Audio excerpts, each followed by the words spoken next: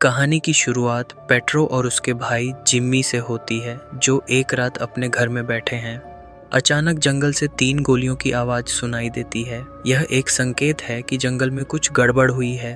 दोनों भाई अगली सुबह जंगल में जाकर छानबीन करने का फैसला करते हैं। वहां उन्हें एक आदमी की लाश मिलती है, जिसके शरीर को 2 हिस्सों में फाड़ा गया है।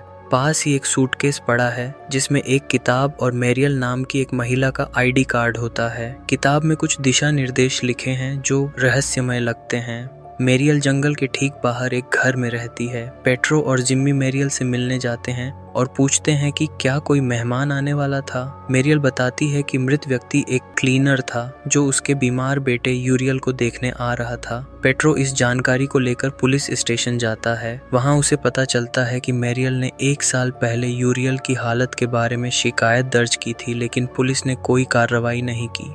गुस्से में पेट्रो एक पुलिस वाले से बहस करता है, जो कहता है कि जंगल में रूंस नाम का व्यक्ति हर आने जाने वाले को मार देता है। पेट्रो को यह बात बहाना लगती है। पेट्रो रूंस से मिलने जाता है। रूंस बताता है कि पुलिस झूठ बोल रही है। वह यह भी कहता है कि आसपास की सारी जमीन उसकी है और कुछ लोग उसकी जमीन हड़पने की साजिश रच रहे हैं। पेट्रो उसे यूरियल की बीमारी के बारे में बताता है। गुस्से में रूंस अपनी राइफल लेकर यूरियल को मारने जाता है। मैरियल के घर पहुंचकर वह यूरियल की हालत देखकर रुक जाता है। मैरियल चेतावनी देती है कि यूरियल के शरीर में एक श्रापित आत्मा है और उसे गोली से मारने से आत्मा रूंस में प्रवेश कर सकती है। रूंस डर जाता है और यूरियल को नहीं मारता।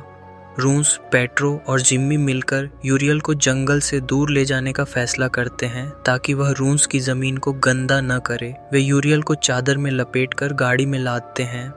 रास्ते में एक बच्चा अचानक गाड़ी के सामने आ जाता है। उसे बचाने के चक्कर में रूंस गाड़ी को तेजी से मोड़ता है और यूरियल की लाश गाड़ी से गिर जाती है। रूंस कहता है उसे वहीं पड़ा रहने दो और वे घर लौट जाते हैं। अगली सुबह रूंस की पत्नी उसे चिल्लाकर बुलाती है। वह एक बकरी को दिखाती है जो उसे घूर रही है। रूंस अपनी राइफल से बकरी को मारने की कोशिश करता है, लेकिन बकरी डरावनी तरह से उसकी ओर बढ़ती है। अचानक रूंस की पत्नी उस पर हमला कर देती है और उसे मार डालती है।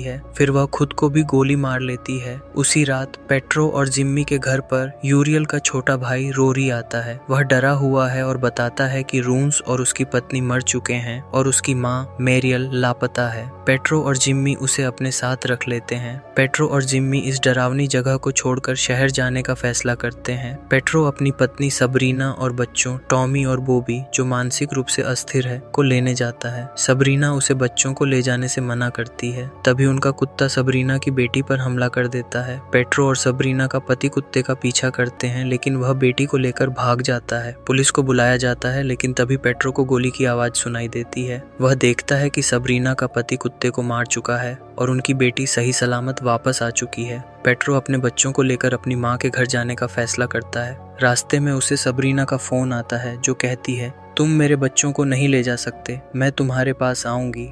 पेट्रो को शक होता है, क्योंकि उसे लगता है कि सबरीना मर चुकी है। वह फोन तोड़ देता है। जिम्मी सुझाव देता है कि वे मीरात नाम की एक महिला के पास जाएं, जो भूत प्रेतों को भगाने में माहिर है। मीरात के घर पहुंचकर पेट्रो और जिम्मी उसे सारी बात बताते हैं।